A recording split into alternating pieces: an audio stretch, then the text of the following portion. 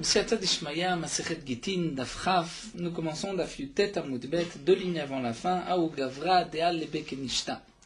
Là, la Gemara continue avec des halachot concernant l'écriture du get et sur quoi on écrit le get. La Gemara nous rapporte Aou Gavra, un homme, Deal Lebe Kenishte, qui est rentré dans une synagogue. Shakal Sefer Torah, il a pris le Sefer Torah du Echal, Yahivla Ledebitayu, et il donne ce Sefer Torah, là, Ledebitayu, il donne ce Sefer Torah à sa femme, Ve'amarla, et il lui dit, Ha Giter, voici ton get, ton acte de divorce. Les Chachamim se posent la question, quel est le din dans un cas pareil? Bien sûr, au premier abord, on ne comprend pas la question. Un Sefer Torah, ce n'est pas un get. Mais nous allons voir à travers le développement de la Gemara, quelle était la Avamina. On aurait pu penser qu'il y ait là un get. Amar Rav Yosef lemaim lichoshla. Rav Yosef dit, qu'est-ce qu'on devrait craindre dans cette action, dans ce maasé? Imishum milim. Peut-être qu'on pourra dire, comme nous l'avons vu plus haut, que le mari avait écrit le get, donc de l'autre côté du Sefer Torah, le côté extérieur du Sefer Torah, du parchemin, là où il n'y a pas le Sefer Torah qui est marqué, donc on ne le voit pas, parce qu'il a été écrit avec de l'eau mémilim, nous avons vu de l'eau qui a été, donc une encre qui a été fabriquée par le gland du chêne, noix de Galles, et cette eau a peut-être été maintenant aspirée dans le Sefer Torah, dans le parchemin, et on ne voit pas l'écriture, mais peut-être qu'au moment où le mari a donné le Sefer Torah, il y avait un get qui était inscrit. Donc si c'est ça le problème, dit Rav Yosef, nous avons vu plus haut, En Memilim, Al-Gabe Milim, Memilim, étant donné que le Sefer Torah était travaillé avec le gland du chêne, et donc il était déjà noirci, donc nous avons vu qu'il n'y a pas de Memilim sur Memilim. Si le Sefer Torah a déjà été frotté, noirci avec la noix du chêne, même si on écrit ensuite avec cette encre à base de ce même gland, même milim, ce n'est pas considéré comme une écriture puisque c'est, on peut dire, la même couleur, non sur ton. Imishum kritu deidba. Alors Rav Yosef continue dit peut-être qu'on devrait craindre le get parce que dans la paracha de Kitetse, c'est marqué Vekatavla sefer keritut. Un homme qui veut divorcer sa femme, il écrira Sefer Kritout. Donc, le sujet du get est déjà marqué, le lien du get est déjà marqué dans le Sefer Torah. Peut-être que on pourrait dire qu'en donnant le Sefer Torah, il divorce sa femme. La Gemara dit, là aussi ce n'est pas possible, la Baïna avec Katavla, puisque nous avons une halakha, que le get doit être écrit là pour elle, c'est-à-dire l'ishma pour ce divorce. Et le Sofer, lorsqu'il a écrit Vekatavla Sefer Kritout, il n'a certainement pas pensé écrire pour cet homme et cette femme. Vechatavla lishma veleka. Il n'y a pas de katavla, c'est-à-dire de lishma. Vechitema. Peut-être que tu pourras dire lichosh. On devrait craindre dilma akdim veyaïv le zouzé le safra mikara. Peut-être le mari a devancé akdim et avait donné zouzé de l'argent les safra au sofer mikara avant que le sofer écrive le Sefer Torah, et donc le Sofer, lorsqu'il a écrit Vekatav la Sefer Keritut, il a écrit l'Ishma pour cet homme et pour cette femme. Malgré tout, dit Rav Yosef, ce n'est pas un acte de divorce. Pourquoi? Abaïnan, puisque nous avons besoin, nous allons laisser le mot Shina, Shemo veshema, Shemiro veshem ira veleka. Nous avons besoin du nom du mari, du nom de la femme, le nom de la ville du mari, le nom de la ville de la femme, pour que le get soit valable. Et donc dans le Sefer Torah, tout ceci n'est pas marqué, même si l'essentiel du Get de Katav, la Sefer Keritut est marqué dans la Torah, mais les noms du mari, de la femme et des villes ne sont pas marqués. Si on a la Girsa de Shina, comme dit Rashi, c'est en référence à une Mishnah, lorsque on a changé le nom du mari ou de la femme, de la ville du mari ou de la ville de la femme. C'est pas soul, donc l'Agma fait référence à cette Mishnah pour dire qu'il faut qu'il y ait les noms du mari, de la femme et des villes. Et donc là, c'est sûr que dans le Sefer Torah, les cas, il n'y a pas. Donc la conclusion de Rav Yosef, c'est qu'il n'y a pas donc, de divorce, on ne craint pas le get. La Gemara demande vers Rav Yosef, Maïka Mashman, mais alors quel est le chidouche de Rav Yosef, puisque tout ceci a l'air simple, ce que nous venons de voir, il est évident que la paracha de la Torah n'est pas un get. Alors la Gemara répond, le chidouche est en memilim al gabe memilim. Le chidouche de Rav Yosef, c'est que même si on craint que le mari a écrit le guet avec memilim, avec cette encre, mais étant donné que le Sefer Torah a été aussi frotté avec la noix du chêne, le gland du chêne, donc il n'y a pas de memilim al gabe memilim, ce n'est pas une écriture, il n'y a pas de guet, ça c'est d'une certaine manière le chidouche de Rav Yosef. Hamar Rafrizda nous enseigne, Negma continue avec plusieurs halachot concernant le guet. Guet, nous dit Rafrizda, un guet, shekadvu shelo lishma, qui a été écrit shelo lishma. Il n'a pas été écrit pour cet homme, pour cette femme. Prenons le cas du sofer qui s'est entraîné à écrire un guet. Il a marqué Reuven ben Shimon, divorce sa femme Sarah bat Rivka, et il s'avère qu'un homme qui porte le même nom veut divorcer sa femme qui porte aussi le même nom. Il est chez l'olishma, le guet est pasoul. Mais le sofer révire alaf kulmus lishma, reprend la plume et va repasser avec de l'encre sur le guet lishma. Cette fois-ci, il repasse sur les lettres pour le guet de ce couple. Est-ce que c'est cachère ou pas? Est-ce qu'on peut considérer que ce qui a été écrit par la suite est dorénavant lishma et que le guet est cachère? Banou les machloket Rabbi Uda v'Rabbanan de Rafrizda. Ceci dépend de la machloket Rabbi Uda et Rabbanan. D'Etania, nous avons une braïta. Un sofer qui doit écrire le nom d'Akadosh Baruch Hu, Yudke Vavke. Venet kaven lichtov Yehuda. Et il s'est trompé, le sofer, il pensait qu'il devait écrire Yehuda. Donc il a commencé à écrire un Yud, ensuite un He, ensuite un Vav, sans la Kedusha du Shem. Mais il a oublié le Dalet, Veta'a, Velo itil bo Dalet. En l'écrivant, bien qu'il pensait à Yehuda, il s'est trompé, il n'a pas marqué le Dalet, et le sofer se retrouve avec le nom d'Akadosh Baruch Hu, Yud Kevavke. Et c'est effectivement le nom d'Akadosh Baruch Hu qu'il fallait marquer à cet endroit-là, seulement il l'a écrit Shelo Lishma, sans penser à la Kedusha du Shem Hashem. Puisqu'il y a une Kedusha particulière, il faut penser au moment où on écrit le nom d'Akadosh Baruch Hu, les Kadesh sanctifiés, le Shem, le nom d'Akadosh Baruch Hu, le Shem Kedusha Hashem. Donc le sofer pensait écrire Yehuda, il a enlevé le Dalet, il n'a pas écrit le Lishma, mais il a écrit Yud Ke Vavke, le nom d'Akadosh Baruch Hu, sans penser écrire le nom d'Akadosh Baruch Hu. Quel est le din Ma'avir Alaf Kulmus Mekadesho Divrei Rabbi Yehuda? D'après Rabbi Yehuda, il va repasser avec un kulmus, avec la plume et avec de l'encre, et il va cette fois-ci sanctifier le nom d'Hachem. Divrei Rabbi Yehuda, ce sont les paroles de Rabbi Yehuda, et c'est caché. Vacham omrim Hashem mina mufrar. Les Chachamim disent non, le Shem n'est pas mina mufrar, ce n'est pas le mieux, ce n'est pas valable, puisque la première fois, il a écrit Shelo Lishma. Donc a priori, nous avons ici une marloquette entre Rabbi Yehuda et les Chachamim. Lorsqu'on repasse sur ce qui a déjà été écrit, la première fois, ce n'était pas Lishma. Maintenant, on écrit les Shem Kedushat Hashem. D'après Rabbi Yehuda, c'est valable. D'après les Chachamim, ce n'est pas valable. Donc peut-être pour le guet, le din devrait être le même. On a écrit Shelo Lishma, on repasse Lishma. D'après Rabbi Yehuda, c'est valable. D'après les Chachamim, ce n'est pas valable. C'est ce que pense Rafrizda. Amar Ravacha bar Yaakov, mais Ravacha bar Yaakov reprend et dit Dilma Loi, peut-être que non, Atkan, Lokam Rabbananatam. On peut refuter, on peut dire que là-bas les Chachamim qui ont dit Nashem la Moufrar, que ce n'est pas valable, on ne peut pas écrire ainsi le nom de la Kadosh Baruch Hu, c'est peut-être particulier au din du Sefer Torah du nom d'Hachem. Pourquoi? Atkan Lokam Rabbananatam, Ella Debaina Zekeli Vanvu, parce que nous avons un pasouk, le pasouk de la Shira, Zekeli, c'est mon Dieu, Vanvu, où je vais m'embellir, dire les mitzvot que je vais faire devant lui, je vais les faire, je vais m'embellir devant Akadosh Baruch Hu avec des mitzvot, de belles mitzvot. Fais les cas, donc d'écrire le nom d'Akadosh Baruch Hu, il faut l'écrire comme il se doit avec une kedusha, et si ça n'a pas été écrit ainsi, c'est pasoul parce que nous avons un pasouk Zekeli Vanveu. Aval Acha, mais pour le guet, puisqu'il n'y a pas cette halakha de Zekeli Vanveu, peut-être que les Chamim ne vont pas dire que c'est pasoul et que les Chamim vont être d'accord avec Rabbi Yehuda qu'on peut repasser avec la plume, avec de l'encre, et cette fois-ci, l'ishma et le guet est caché. Donc là, il semblerait une marloquette entre Rafrizda et Ravacha bar Yaakov. Un autre enseignement, Amar Rafrizda, Yechidna le Messinu le Kule Gita de Alma, Rafrizda dit, je peux rendre pasoul tous les gitim du monde.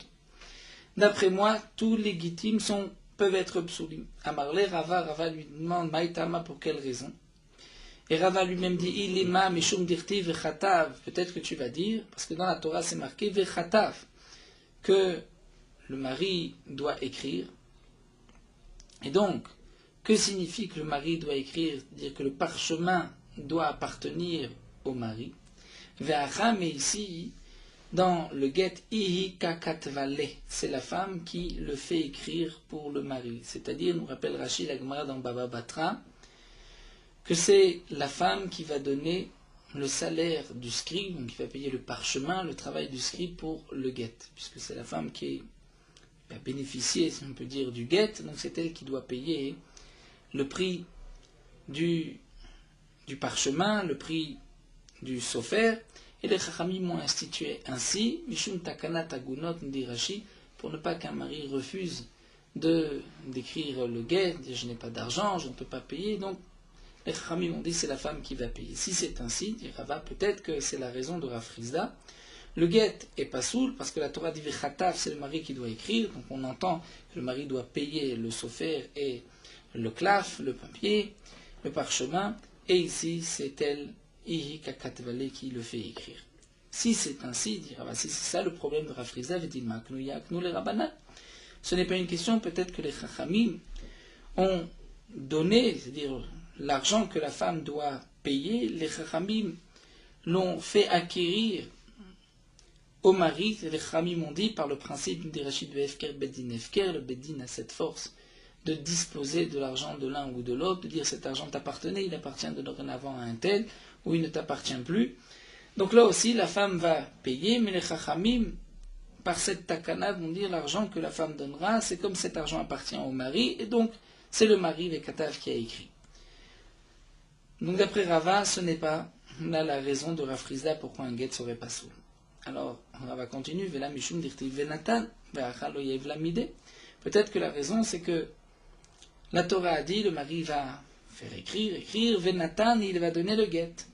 Donc Nathan, on entend qu'il y ait une netina, c'est-à-dire il va donner un parchemin qui a une valeur, Ve'achal Oyev Lamide. Et là il ne donne rien, puisque le get n'a aucune valeur marchande, si on peut dire. Ça ne vaut pas, je savais pourtant, on peut écrire même le get sur n'importe quoi. Et donc, ça ne s'appelle pas venata, il n'y a pas de netina, puisqu'une netina, c'est lorsqu'il y a un minimum de shavé pruta, la petite valeur de la Torah. Si c'est ça le problème, dit Rava, dilma netinat gethi, peut-être qu'en vérité, venatan, il ne faut pas le traduire par venatan, le mari doit donner un papier, un parchemin qui a une valeur, mais venatan, juste, il va donner le get.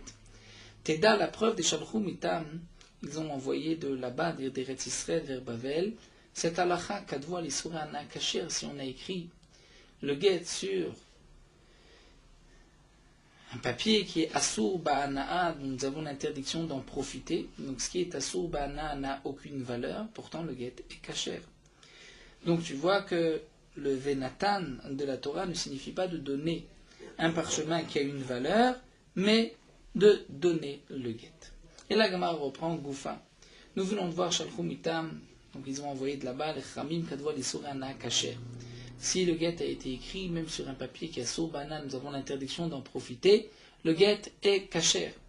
Amar Ravashi, Ravashi nous dit Afanan Nametanina, nous avons aussi cet même enseignement. Dans la Mishnah, c'est marqué dans la Mishnah à l'échelle Zaïd, que si on a écrit le get sur une feuille d'un Zaïd, c'est-à-dire d'un olivier, le get est caché. Pourtant, la feuille d'un olivier n'a pas la valeur d'un chavé pruta. Donc, on retrouve le même din que Isurana. L'Agmar reprend, non, Dilma Shane Ale Shel Zaïd et Chazed Itsuruf. On ne peut pas apporter une preuve d'un Mishnah. Il y a un chidouche dans ce que Shalchou Mitam, ce que les Chamim ont envoyé d'Eretz Israël sur Isurana, puisqu'on aurait pu dire qu'Ale Shel Zaïd c'est différent de Chazed Itsuruf, puisque lorsqu'on prend plusieurs à l'échelle Zaïd, c'est vrai qu'une allée n'a pas de valeur, mais lorsqu'on en prend plusieurs, à ce moment-là, le tout aura une valeur de Shavé Pruta, donc on peut dire que le à l'échelle Zaïd a déjà une petite valeur, même si c'était moins que Shavé Pruta, alors que l'Issourana, puisqu'on ne peut pas en profiter. Donc, ça n'a aucune valeur. Peut-être que dans ce cas-là, le get aurait été pasoul. Ça, c'est le chidouche, Chumitam d'Eretz Israël, que c'est caché. Tanya Lagma nous rapporte une braïta Rebi Omer, Kadvoali Surana Kacher. Rebi nous dit que si on a écrit le get sur un papier qui est Surbana, dont nous avons l'interdiction d'en profiter, il est caché.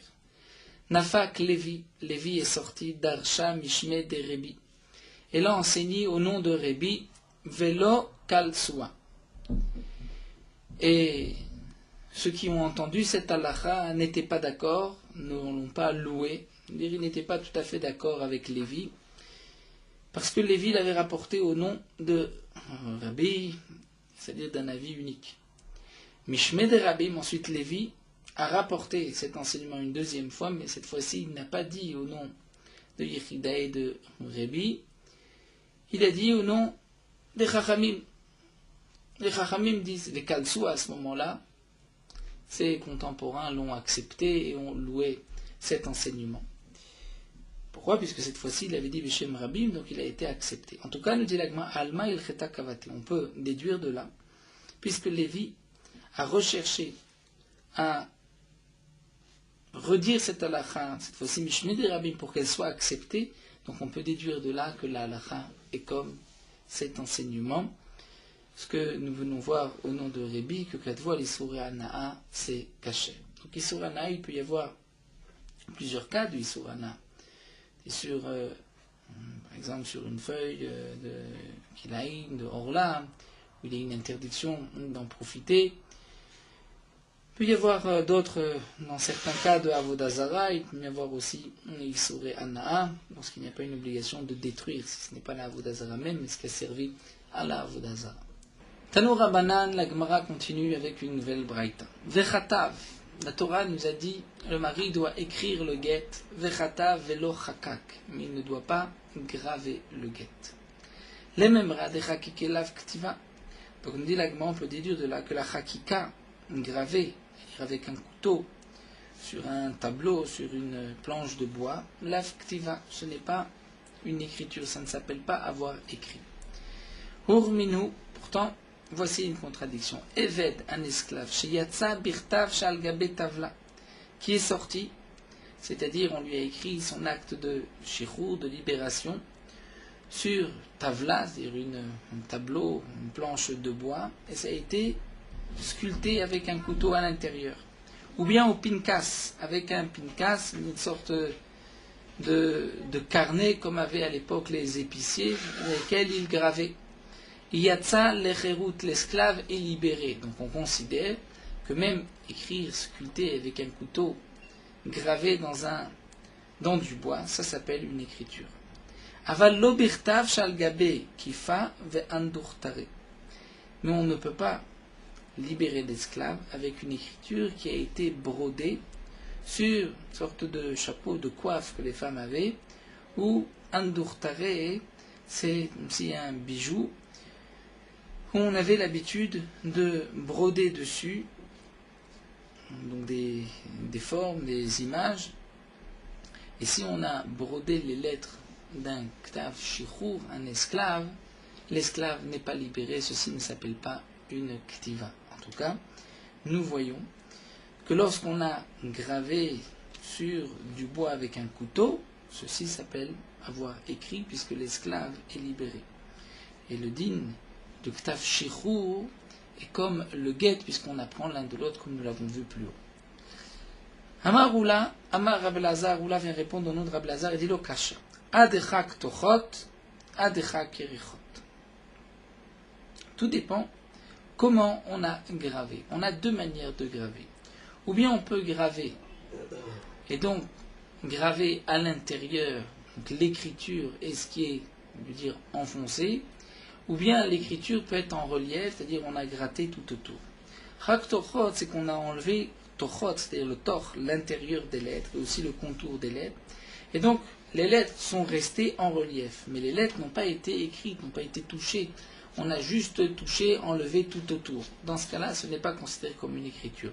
C'est-à-dire si les lettres elles-mêmes, on les a sculptées, on les a gravées à l'intérieur en faisant avec un couteau en gravant à l'intérieur du bois, là dans ce cas-là c'est considéré comme une écriture. La Gemara s'étonne de tochotlo. Si on va écrire, c'est-à-dire sculpter, graver l'intérieur et les lettres vont ressortir en relief, ce n'est pas une écriture, ou minhu, pourtant nous avons une contradiction. À propos du tzitz que portait le Kohen Gadol, c'était marqué sur le tzitz Kodesh Lachem, un tzitz qui était en or, la Braïta nous dit, Lohaya kotvo shokea et la bolette. Lohaya kotvo shokea et la bolette. L'écriture n'était pas shokea enfoncée, elle était bolette, elle était en relief. Donc si c'était en relief, c'est que Kedinare Zahav, continue la Braïta, comme des pièces d'or, des dinars d'or, et les dinars d'or, qui sont effectivement en relief, l'effigie est en relief. Et donc comment on peut faire ressortir le relief? C'est que on a aplati ou gravé sur le côté, on a enlevé les côtés et l'intérieur. Donc on voit que c'est considéré comme une écriture, puisque le tzitz, dans la Torah, c'est marqué, nous rappelle Rashi, Mirtav Pituche Chotam, donc une écriture. Rashi nous explique aussi exactement comment on fabriquait les pièces à l'époque. Il y avait une sorte de... le coin d'une pièce qui était creux, c'est-à-dire la forme, l'effigie, dans le moule, ce coin de la pièce était creux.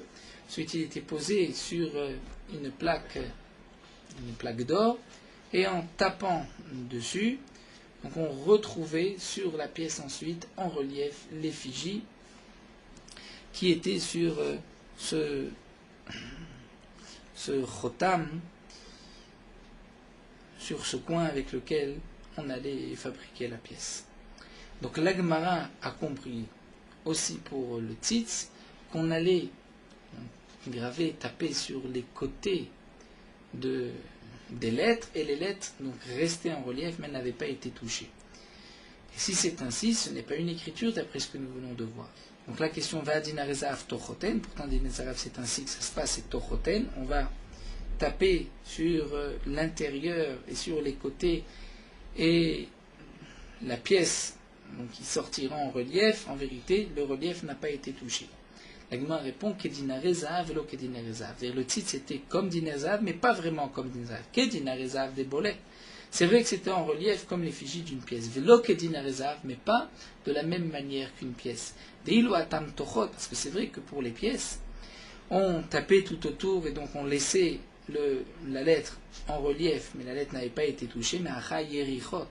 Mais ici c'est yerichot, c'est-à-dire, nous explique Rashi, ici, le titre, étant donné que c'était une plaque d'or qui était très fine, de l'autre côté de la plaque, on gravait avec un couteau, et donc c'est pour cela que les lettres sortaient en relief du côté qui était face au peuple, puisque du côté qui était sur le front du Kohen Gadol, de l'autre côté on gravait, donc il ressortait automatiquement de l'autre côté en relief, donc on peut considérer que c'était une écriture puisque ça sort en relief, un peu comme le shin des tfilin, c'est de l'intérieur qu'on va pousser le shin des bâtim, le shin à 3 et à 4 branches, donc c'est une écriture de l'intérieur, donc ici pour le tzitz, c'est-à-dire de l'intérieur ou de l'extérieur, ça dépend comment on se positionne.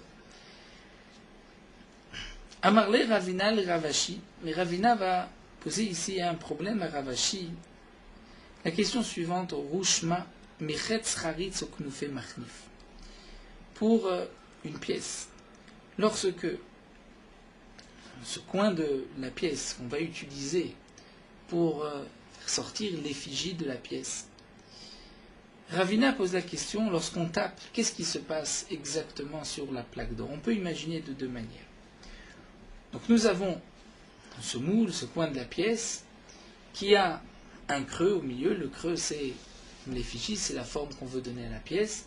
On va poser ce coin sur la pièce, et en tapant, nous allons fabriquer le relief. Comment on fabrique ce relief? Est-ce que c'est Michatz Charitz ou Knufe Machnif? Est-ce que Michatz Charitz, nous allons juste taper sur les côtés et l'intérieur, donc tout l'or qui se trouve sur les côtés, ou l'intérieur, si c'est une effigie avec à l'intérieur une lettre, comme un chet, où il y a le relief seulement, non pas des quatre côtés, ou comme un mème, où il y a au milieu un creux.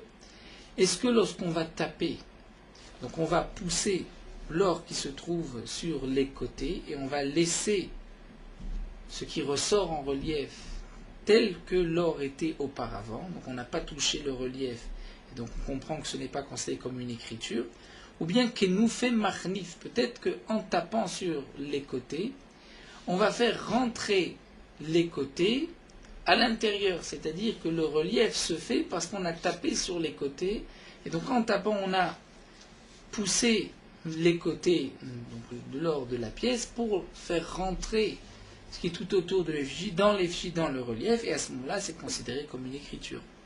Amarle, mais Ravashi a répondu Mechatz Charit, c'est-à-dire on tape juste sur les côtés, mais le relief est en vérité, l'épaisseur ou la taille, ça n'a pas bougé, l'or qui se trouvait auparavant à cette hauteur-là n'a pas bougé, c'est sur les côtés que ça a été enfoncé.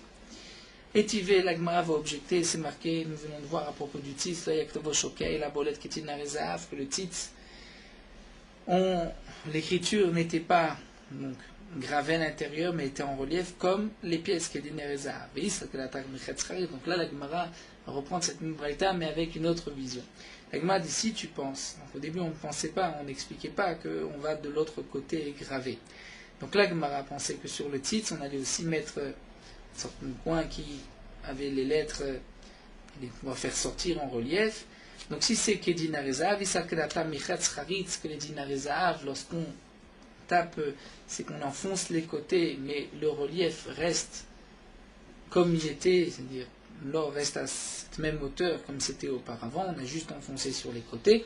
Alors à ce moment-là, pour le tzitz, ça ne devrait pas être caché, Abaïna Mirtav, puisque pour le tzitz, il faut qu'il y ait Mirtav, Pitochotam, c'est-à-dire qu'il y ait eu une écriture, Veleka, et il n'y a pas. Alors la réponse n'est pas une question, on peut dire en vérité, c'est vrai que pour les pièces, on ne va que aplatir, c'est-à-dire pousser les côtés, mais le relief ne va pas sortir des côtés. Ce n'est pas l'or des côtés qui sort au milieu. Et ce que la Braïta a voulu dire à propos du tzitz, c'est qu'Edinarzav l'oknaser, c'est pas vraiment comme la fabrication des pièces. Qu'Edinarzav des bolettes, c'est vrai que c'est comme l'Edinarzav, que pour le tzitz du Kohen Gadol, c'était en relief. Velo qu'Edinarzav, mais pas vraiment comme Zarav. Dilu atam migavae, bacham ibrae. Parce que pour les pièces, c'est si on veut dire, de l'intérieur migavae. Ils ont posé le coin de la pièce là, sur le côté qu'on voulait ressortir en relief, et en tapant, donc comme la Gemara l'a dit, on aplatissait juste sur les côtés, mais l'intérieur ne ressortait pas des côtés, donc ce n'est pas une écriture pour les pièces. Mais pour le tzitz, c'est vacham ibrae de l'autre côté, donc on allait graver de l'autre côté, et ainsi donc dessiner en relief les lettres de l'autre côté du tzitz. La Gemara continue, Baemine Rava mi Rav Nachman. Rava pose la question suivante à Rav Nachman. Katav la get altas shel zahav. Un homme a écrit un get à sa femme sur une plaquette en or. Ve'amarla. Et il lui dit, Itkabli giter. Reçois par cela le get. Non pas que le mari a voulu offrir un beau get à sa femme, mais il avait une autre idée, Vitkabli kituvater. Il voulait aussi lui donner, par cette plaquette d'or, sa ktuba. Puisque cette plaquette a une certaine valeur, donc c'était la valeur de la ktuba. Tu prends ton guet et ta ktuba en même temps. Un homme a écrit un guet sur un lingot d'or. Il donne à sa femme le lingot d'or. Voici le guet et aussi la ktuba.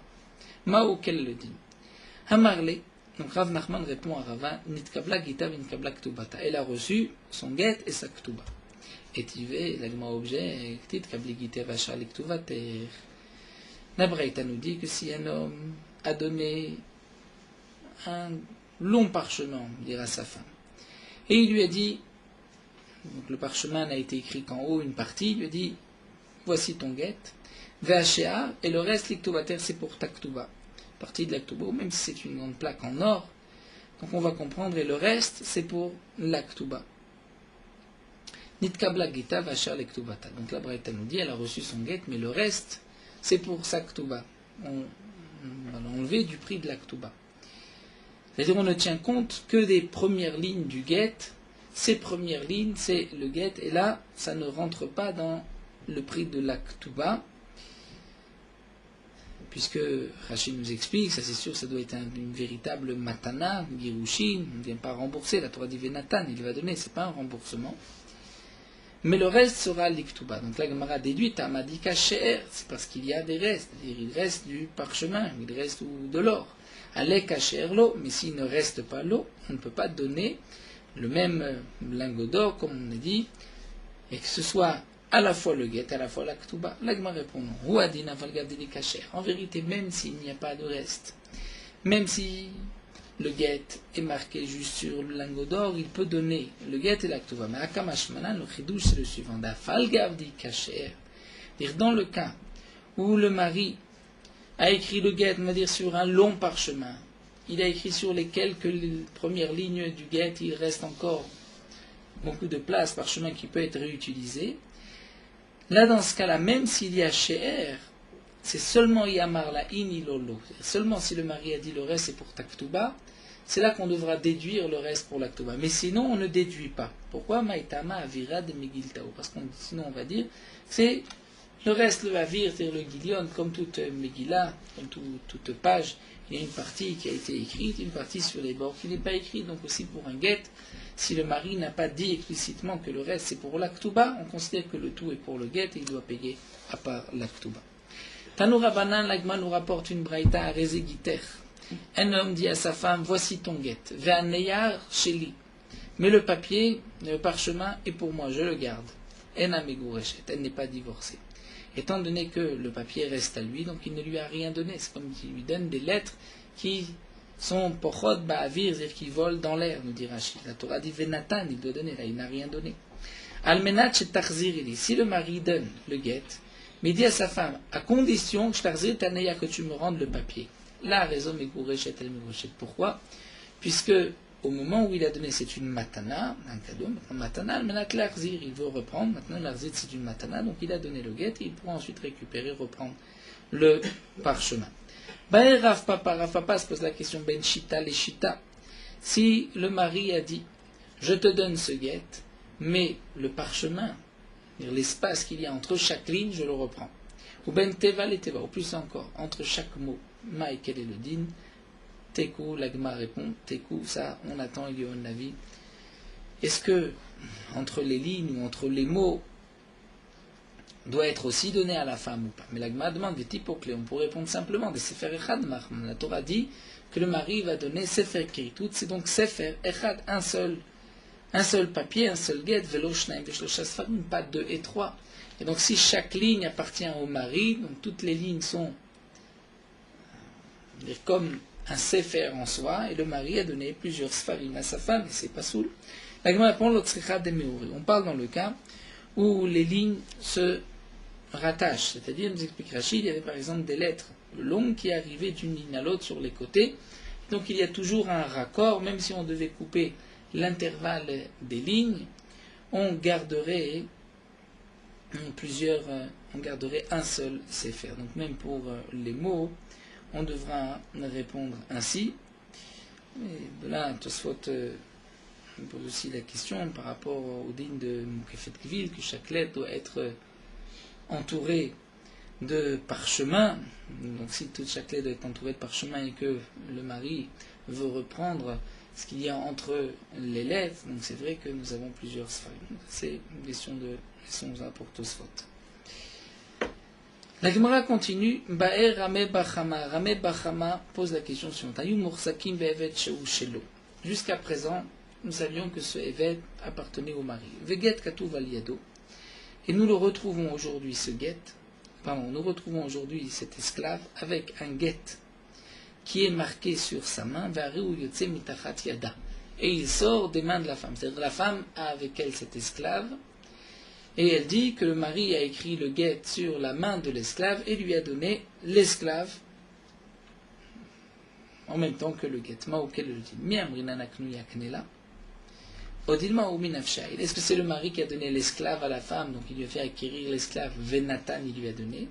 Ou bien on dit peut-être que c'est l'esclave lui-même qui s'est rendu chez la femme, mais ce n'est pas le mari qui a donné l'esclave, et donc même si le mari a écrit le guet, ce n'est pas suffisant. Hamar Rava dit Vetipokle dektav shiacholiz dayefu. Rava dit mais on pourrait répondre simplement. De toutes les manières, d'avoir écrit un guet sur la main d'un esclave, ce n'est pas valable puisque c'est un guet qu'on peut effacer, réécrire, falsifier. Peut-être qu'il y avait une condition sur le guet qui a été enlevée et donc c'est pas soul. On demande les Rava kashimat nitin. Mais d'après la raison de Rava, d'après la Tana de Rava, nous avons une question sur la Mishnah. Dans la Mishnah, c'est marqué qu'on peut écrire un guet sur la main d'un esclave, à la yad shel eved. Rava répondant, Bishlam matnitim le Rava lo kasha. La Mishnah encore, d'après Rava, ce n'est pas une question. On peut parler des Messira.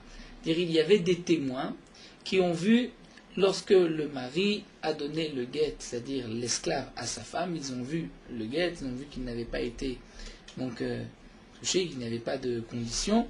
Donc les témoins sont là pour témoigner qu'il y a eu un guet. Et Rabbi Lazar, c'est d'après Rabbi Lazar qui dit que des Messira karté comme nous l'avons vu. Et là, les Ramé Bachama Kasha. Mais d'après Ramé Bachama, qui lui nous parle du cas où il n'y a pas de témoins, nous n'avons pas vu les témoins, il n'y a pas de témoins qui témoignent. Donc on se pose la question, est-ce que c'est l'esclave qui est parti de lui-même, ou bien c'est le mari qui a donné à la femme l'esclave? Donc là nous avons une question aussi concernant, c'est un ktaf chez Israël qui peut être falsifié. La Gemara répond, la Rambachama Namelo Kasha, ce n'est pas une question, on parle de Ktovet Kaka, c'est-à-dire que le mari a écrit comme un tatouage, il a gravé avec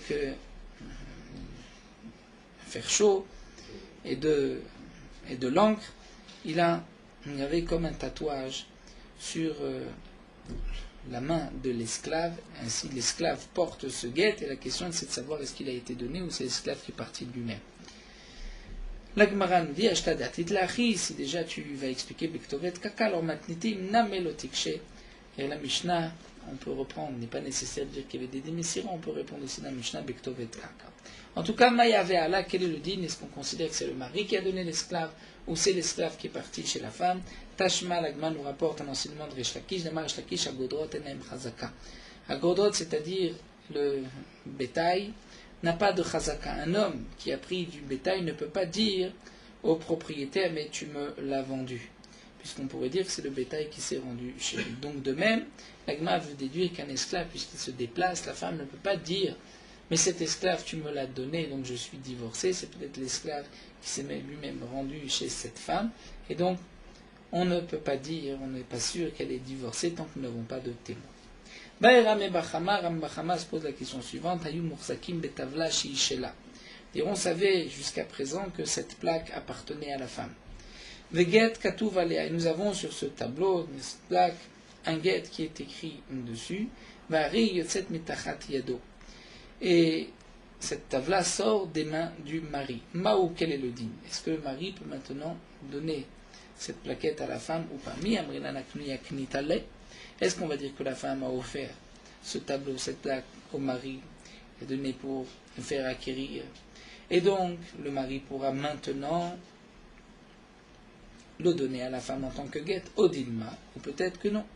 Peut-être que la femme ne sait pas, ne connaît pas cette halakha, ne sait pas exactement qu'elle doit le donner au mari, que ceci doit appartenir au mari. Peut-être qu'elle l'a simplement prêté au mari en pensant que de toute manière elle allait le récupérer, mais à ce moment-là le mari n'a pas accompli le Vénatan que nous avons vu, ce n'est pas lui qui a donné. Hamar Abaye nous rapporte une preuve, Tashma, puisque c'est marqué dans une braïta, Of Wihid al-Kfar Katan, lui-même aussi Rabida ben Baban d'Iraché a témoigné sur un petit village, Shaya Betzad Yerushalayim se trouvait à côté d'Yerushalayim, Vayabo Zaken Echad, il y avait un vieillard, Vaya Malvé l'école ben Akfar, il prêtait à tous les habitants du Kfar, Vekotev Birtav Yado Vachim Chotmi, et lui écrivait de sa main, et les autres signaient. Oba Masif Nechamim Yirshiru, où les Chamim ont été marchir, c'est-à-dire ont accepté que ce soit lui qui écrit et que les autres signent. Ve'amai demande la Gemara, et pourquoi Abaïna? Pourtant nous avons besoin Sefer Mikna, comme c'est marqué dans le Passouk dans Yermia, c'est-à-dire que le Maknen des Rachid, c'est-à-dire celui qui va faire acquérir, doit lui écrire le shtar, doit dire mon chanté vendu. Et donc comment se fait-il que ce Zaken, c'était lui qui écrivait lorsqu'il prenait un chant, au contraire, c'était les autres qui devaient donner le papier. Et la lave, donc qu'est-ce qu'on va dire? Mishundam vous savez bien que c'était l'argent, c'était ce zaken qui payait, malgré tout, il donnait aux autres, parce que c'était les autres qui devaient donc apporter ce Sefer Mikna. Bien que le zaken qui donnait pensait bien reprendre ce papier. Et donc malgré tout, il le donnait. Donc on voit qu'un homme peut être makné aux autres, même s'il pense récupérer. Amar Rava, mais Rava dit, ou Maïkoucha dit quelle est la question, quelle est la preuve, Dilma, Zaken Shane de Yada Laknouye. Rava nous dit peut-être que c'est différent, puisque un Zaken, lui, il sait être makné aux autres, lui était Chacham, nous dit Rashi, et il savait que ce n'est qu'un shtar que si ça appartient aux autres, et donc il le donnait, ce shtar aux autres, pour pouvoir acquérir. Mais une femme qui ne sait pas, qui n'a pas appris toute la halachot du guet, elle pense peut-être qu'elle prête juste ce tableau, cette plaquette de bois ou d'autre chose, donc elle pense le récupérer, c'est ainsi, il n'y a pas de venatan. Et là, Rava, alors Rava nous dit, nous allons apporter une autre preuve. Mais ici, c'est marqué lorsque nous avons un garant qui a signé après que le shtar ait été déjà signé par les témoins. Donc si les témoins ont signé, et si le harev, le garant, rajoute ensuite, après la signature des témoins, je suis garant, quel est le din gove minechasim benechorim? Si celui qui a prêté l'argent se rend chez le lové qui n'a pas de quoi payer, et donc il va ensuite se rendre chez le garant va devoir lui payer, mais il ne payera que minechasim benechorim. C'est-à-dire que le garant n'a pas soumis ses biens, hypothéqué ses biens, étant donné qu'il n'y a pas de signature de témoin sur sa garantie. Et donc si c'est ainsi, c'est comme un, on dirait milve alpé, comme un prêt oral, et on ne prend pas des biens hypothéqués. Donc on déduit de là, nous dit Rashi, que pas seulement si c'est un zaken, mais pour tout homme, même si ce n'est pas un chacham, mais pour tout homme, il va être aussi makné, puisque ce shtar, lorsqu'il a été signé par le garant, ce shtar avait déjà été donné dans les mains du malvé, de celui qui a prêté. Donc comment les biens du garant vont être hypothéqués, puisque nous avons le principe lui au Sefer Mikna, donc ceci doit appartenir au garant, puisque c'est le garant qui va faire hypothéquer ses biens. Donc on est obligé de dire que le malvé va donner au garant le papier au moment où le garant va signer. Et donc c'est pour cela que le garant s'est engagé, mais il n'y a pas de témoin, donc on ne pourra pas prendre des biens hypothéqués, mais il y a quand même un engagement du garant. Amar Ravashi, mais Ravashi dit Maïkoucha, ce n'est pas une preuve, dit Magavra, et là encore on voit que c'est un garant, c'est un homme. Peut-être que l'homme est au courant, a étudié, mais la femme qui divorce, peut-être qu'elle ne sait pas, et lorsqu'elle a prêté, elle n'a pas pensé faire acquérir à son mari, elle a simplement prêté au mari, et donc il n'y a pas de venatan. Et là, Amar Ravashi, donc Ravashi va nous apporter une dernière preuve, mais à de là, c'est marqué Isha kotevet et kita, ve'ish kotevet shovro.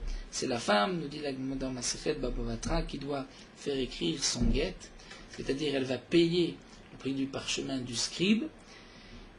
Et donc nous voyons de là qu'elle va le faire acquérir au mari, donc ça devient la propriété du mari, et le mari va le donner à la femme. Ve'ish kotev et shovro, et c'est le mari qui doit écrire le shovar, c'est-à-dire le reçu. Lorsque il va donner la ktuba à sa femme, la femme doit écrire un reçu, comme quoi elle a reçu la ktuba. Là c'est le mari qui va écrire et qui va le donner à la femme, et elle va faire signer des témoins, et elle va ensuite le donner au mari comme preuve. Donc chez Enkiyu Maget et la Bechotama, puisque l'essentiel du guet c'est seulement ceux qui vont signer, donc l'essentiel ce sont des témoins que Chérim vont signer, peu importe qui a écrit le guet. En tout cas nous voyons d'ici que la femme peut faire écrire le guet et elle va donner donc ce guet au mari, puisque le mari doit le transmettre à la femme pour accomplir le Venatan que nous avons vu plus haut. Nous allons nous arrêter ici à Amar Rava. Poursuivons Morot Halacha Daf Chaf concernant la troisième paracha du Kriyat Shema, la paracha de Tzitzit, qui se termine par Ani Hashem Elokechem, et juste après commence la bracha de Emet V'Yatziv. Celui qui dira le Kriyat Shema ne pourra pas s'interrompre entre la paracha des Tzitzit et Emet. On devra dire Ani Hashem Elokechem, immédiatement Emet, comme c'est marqué dans un pasuk dans Yirmiya, Vashem Elokim Emet. Donc on ne s'interrompra pas entre Elokechem et Emet, même par un arrêt muet.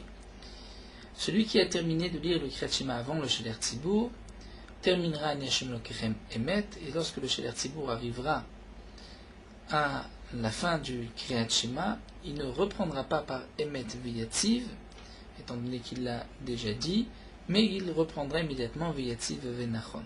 Et même pour la Tfila du soir, il reprendra Ve'emuna Kolzot. Si on a terminé la bracha de Emet, donc on se trouve, après avoir dit Ani Hashem Elokechem Emet, on se trouve déjà au milieu d'une nouvelle bracha. On pourra s'interrompre pour Dvarim Shebekdusha, comme nous l'avons vu, pour tout ce qu'on a le droit de s'interrompre au milieu de la bracha, au milieu du passage. D'après certains, toujours d'après la Kabbalah, on ne pourra pas s'interrompre entre Emet et Yatziv, étant donné que Veyatziv, c'est aussi une nation de Emet, c'est vrai, Veyatziv, et donc il faudra faire attention de ne pas s'interrompre Emet Veyatziv, mais après avoir dit Veyatziv, on pourra s'interrompre comme si c'était Emtsa Perek au milieu donc d'un passage, comme nous l'avons vu, donc d'après la Kabbalah, ne pas s'interrompre entre Emet et Yatziv.